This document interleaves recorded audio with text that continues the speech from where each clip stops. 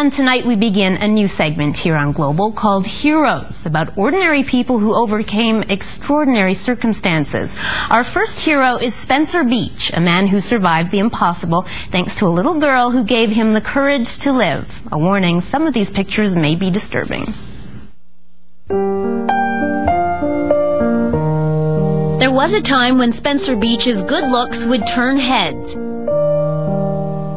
Now, people stare for a different reason. I want to know, have any of you ever seen a guy burnt before? No! Spencer is a public speaker, teaching schools and businesses about safety and the power of the human spirit, subjects the 33-year-old knows well. They gave me a 5% chance to live, so that was my first hurdle, was just surviving. In April of 2003, Spencer was using a chemical to remove some flooring from this house. The furnace ignited the fumes. Spencer was trapped inside.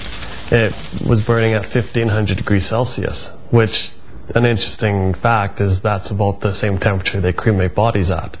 With every door sealed shut, he curled up on the floor. Time really did slow down, and everything became very peaceful, although I was in this horrible fire. And I thought about my wife, and I thought about my unborn child, and I thought of everything I had worth protecting and everything I failed to protect. Spencer tried the door one last time. It opened. Neighbors doused the flames, and he was rushed to hospital with 3rd and 4th degree burns to 90% of his body. His wife, Tina, 4 months pregnant, was waiting. I had about 5 nurses and doctors come in and explain to me what was going to happen. They were going to give Spencer the choice to live or die. The decision to live was something Spencer would later regret. Doctors here at the U of A hospital removed 63 pounds of burnt tissue from his body, replacing it with skin grown in a lab, a painful 9-month process. I couldn't roll, I couldn't sit up, I couldn't wiggle my toes, I couldn't even blink at one point. That fall, his daughter was born. Amber, in a sterile pillowcase, was placed in the crook of her father's arm.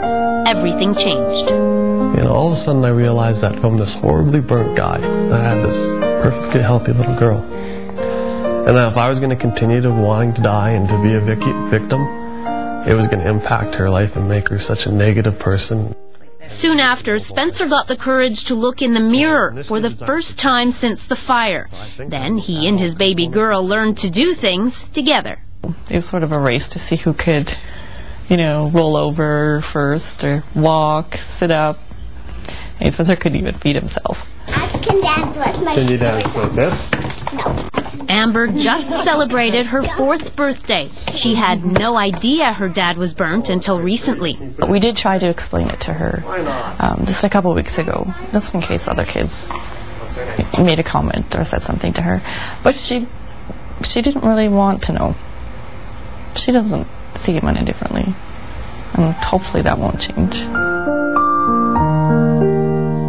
But Spencer does look different to these kids, much better than when he first walked into their gym. If you are truly a nice person inside, it will radiate out and people won't care what you look like on the outside.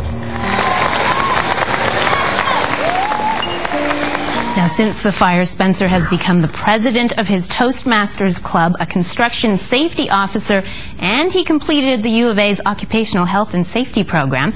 If you'd like to hire him as a motivational speaker or just send him an email, here's his website, spencerspeaks.ca.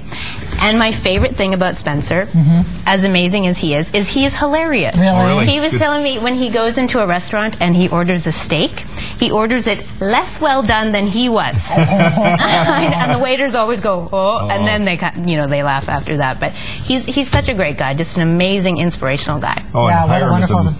as a motivational speaker, Yeah. what a message he'd have. Yeah, that's what I was going to say. A great message to the kids. He's got a beautiful smile. It's true. He does. It radiates out. It does. Yeah.